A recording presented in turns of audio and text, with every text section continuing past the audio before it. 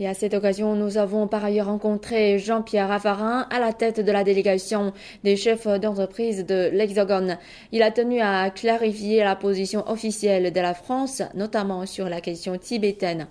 À l'issue du sommet du G20 début avril, l'axe Beijing-Paris reprend donc de l'importance dans un contexte de crise financière mondiale et d'économie multipolaire. Song Jianing a recueilli les propos de l'ancien Premier ministre français. Ou devrais-je dire, Monsieur Shin, bienvenue à Beijing. Merci beaucoup de votre accueil. C'est la troisième fois que j'ai le plaisir de vous interviewer.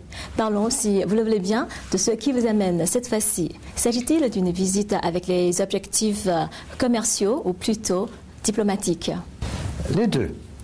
Puisque la diplomatie entre la France et la Chine a connu une étape importante au début du mois d'avril, avec la rencontre du président Hu Jintao et du président Sarkozy.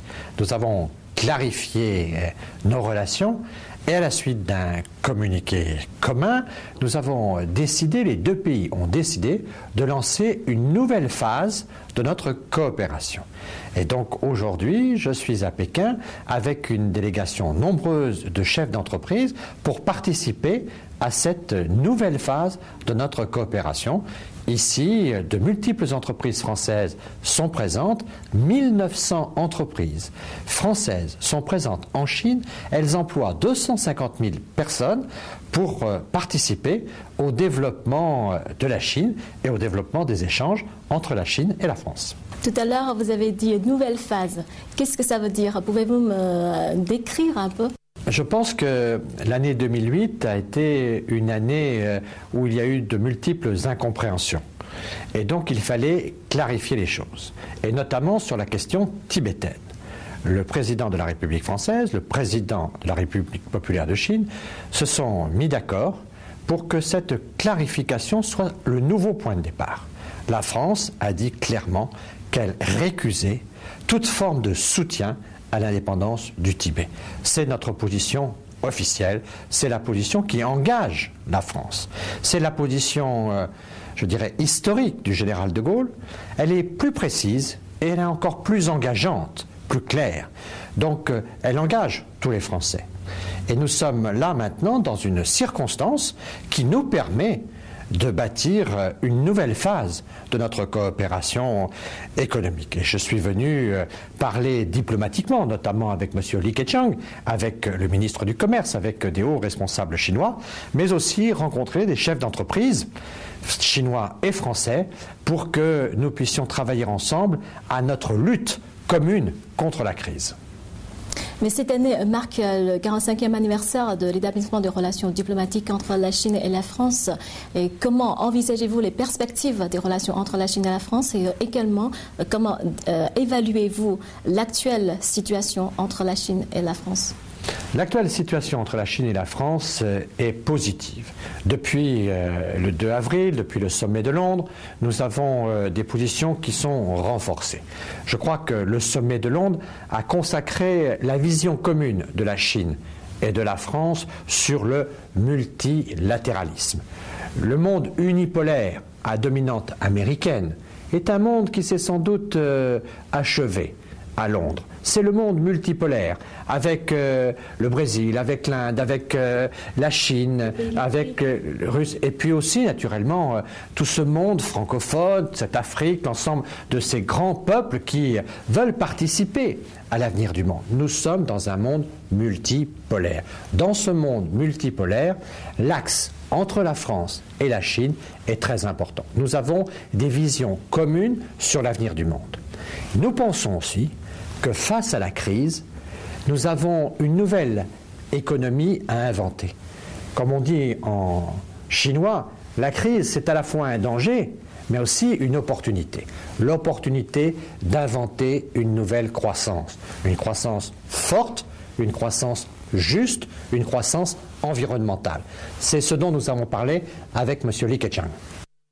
Lors du G20, l'image de la poignée de main entre le président chinois Hu Jintao et le président français Nicolas Sarkozy a marqué les esprits. Et selon vous, que doit-on retenir du sommet de G20 à Londres? D'abord, en effet, je pense que le sommet du G20 a marqué la forte présence de la Chine. La Chine enregistre les bons résultats de sa politique d'ouverture. Elle a une forte croissance, elle a des réserves financières importantes, fondées sur le travail, sur l'épargne des Chinois. Elle a aussi un rôle politique, aujourd'hui reconnu par tous. Donc la Chine a montré sa présence forte, sereine, au sommet de Londres. Et elle a montré aussi son amitié avec la France, et la France son amitié avec la Chine. Je pense que le dialogue euro-chinois doit être un des éléments majeurs de l'équilibre du monde. Les Chinois diraient de l'harmonie du monde. Et c'est ce dialogue entre l'Europe et la Chine qui peut équilibrer le dialogue entre la Chine et les États-Unis, entre le Brésil et la Russie. C'est le dialogue multipolaire que nous devons organiser. La France, qui dès 1964, il y a 45 ans, comme vous le rappeliez, a reconnu la République populaire de Chine sous l'impulsion du général de Gaulle et du président Mao Zedong. Cette reconnaissance-là était le signe qu'au XXIe siècle, la Chine retrouverait sa place au premier rang des nations du monde. Aujourd'hui, la Chine a retrouvé sa place. La France, qui a été le premier pays à anticiper l'émergence pacifique de la Chine. La France doit affirmer son amitié avec la Chine, avec cette vieille civilisation, avec cette histoire très importante qui est l'histoire de la Chine. C'est cette ancienneté de notre relation qui nous permet aujourd'hui de parler ensemble de l'avenir et d'inventer ensemble la croissance de demain. Dans le contexte de la crise financière, que pensez-vous de l'approche adoptée par le gouvernement chinois et quelles sont les mesures qui vous paraissent les plus pertinentes ? Je pense que le gouvernement chinois est très pragmatique et je trouve qu'il fait des efforts considérables pour le développement de la Chine, mais je rappelle que le monde a intérêt à la stabilité de la Chine et au développement de la Chine.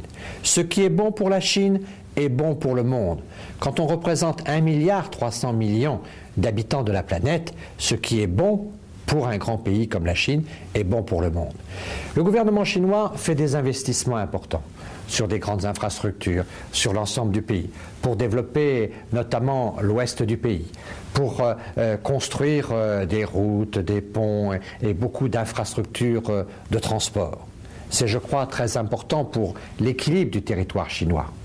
Mais ce qui est aussi très important, c'est la relance de la consommation intérieure, de la consommation domestique.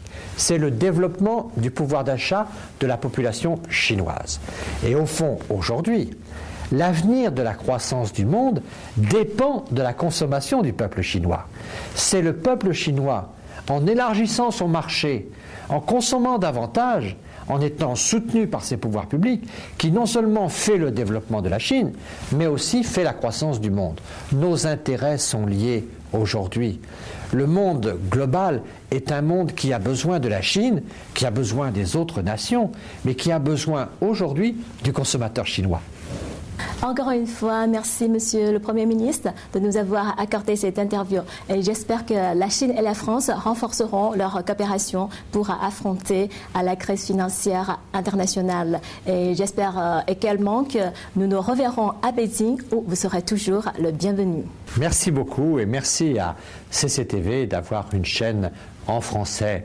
La francophonie fait partie de la diversité culturelle d'un monde multipolaire, conviction que nous partageons, nous Français, avec nos amis chinois. Merci, monsieur le Premier ministre.